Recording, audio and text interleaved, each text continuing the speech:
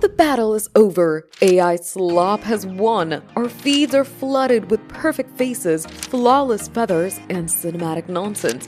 And good luck figuring out what's real anymore. But what if 2026 flips the script? Hey GadInsiders, welcome to your Tech Hub. Instagram boss Adam Mosseri teased an idea in a recent New Year's post. He bluntly admitted that authenticity is becoming scarce. The new flex isn't, can you create? It's, can you make something only you could make? That explains why raw, messy, unpolished content is suddenly cool again. Grainy photos, awkward lighting, real moments, all of it fights back hard with what platforms are selling. Hyper-processed images where everything looks suspiciously beautiful, fake bokeh, perfect skin, unreal vibes. But AI will soon help creators fake imperfection too. Want something that looks real? Just tell the machine to add flaws. Meta, OpenAI, Google, everyone will sell that button. So Mosseri has a different solution for it. Stop trying to label what's fake and start fingerprinting what's real. Instead of chasing AI, platforms could tag authentic media before it even goes online.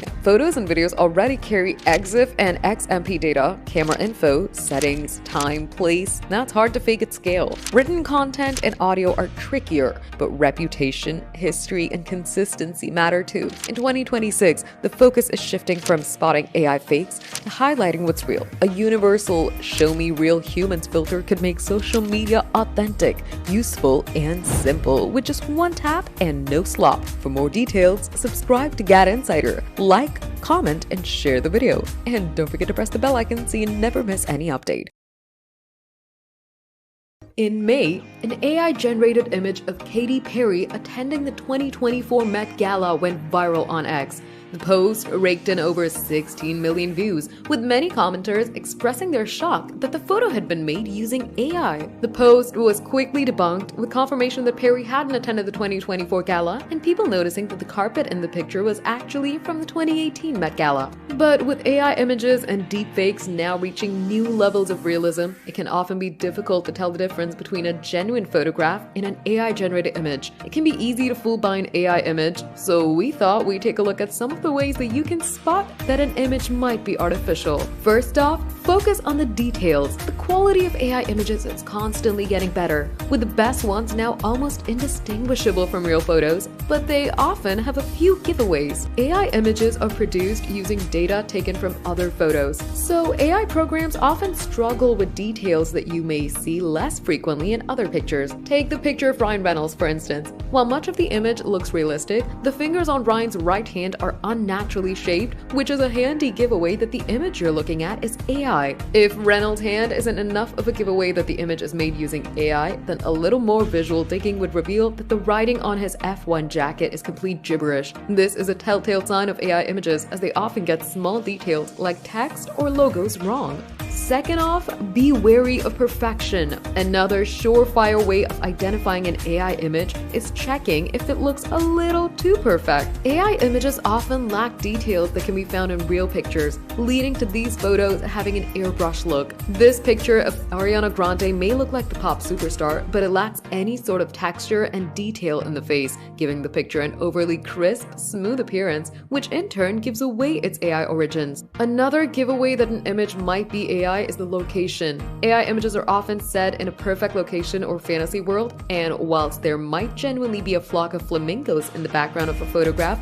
their presence here is just another clue that something isn't quite right. Reverse image search. If you've looked at the hands and the face and you're still none the wiser, another good option is to do a reverse image search. This will identify other places on the internet that the photo exists within and can be very helpful when trying to determine if a picture is AI or real. Generally, AI photos will appear in fewer places than real ones, so it'll show up less frequently when you run a reverse image search. A reverse search can also lead you to the original source of the image, which could be clearer in identifying the picture as AI generated through the use of hashtags or the source's name. Another thing to note is whether the image comes from a trusted website. Hey tech fans! Google just dropped a groundbreaking Gemini model that lets robots run AI offline and it's crushing it. Are we living in a sci-fi movie?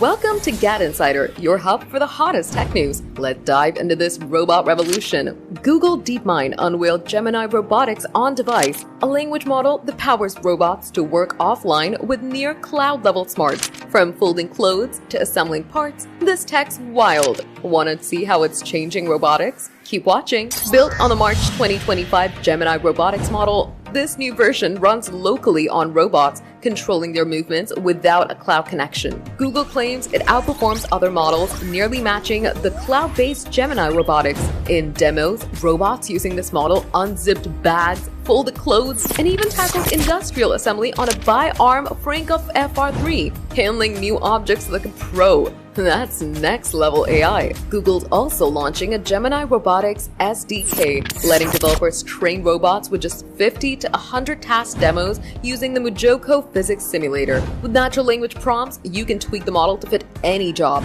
Think custom robot assistants. This makes robotics more accessible for devs. How cool is that? This launch puts Google ahead of the robotics race. Offline AI means faster, more reliable robots for factories, homes, or even space. NVIDIA's building humanoid platforms and Hugging Face is crafting open robotics models, but Google's on-device tech could set the standard. Are robots about to take over our world?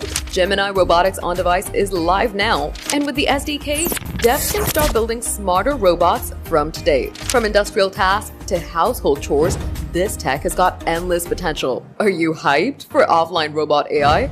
Or curious about what devs will create? Drop your thoughts below. That's the scoop on Google's Gemini Robotics on Device. Are you stoked for robots that think offline or dreaming of your own AI assistant?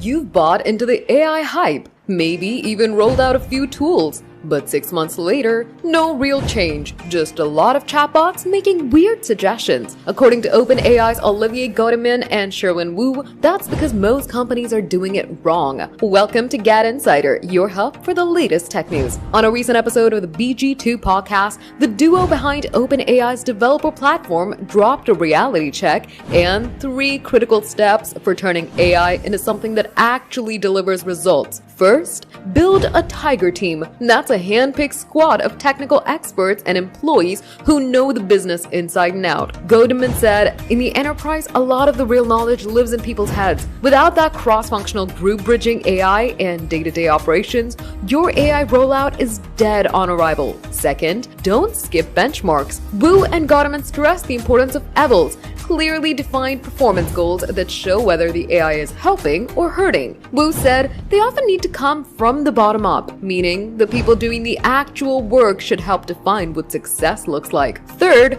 repeat like an artist. Tracking progress and refining the model is less a straight path and more of a creative process. In Gaudimin's words, sometimes you need to fine-tune the model yourself, be patient, get your way up there, and then ship. Across the tech world, leaders are catching on.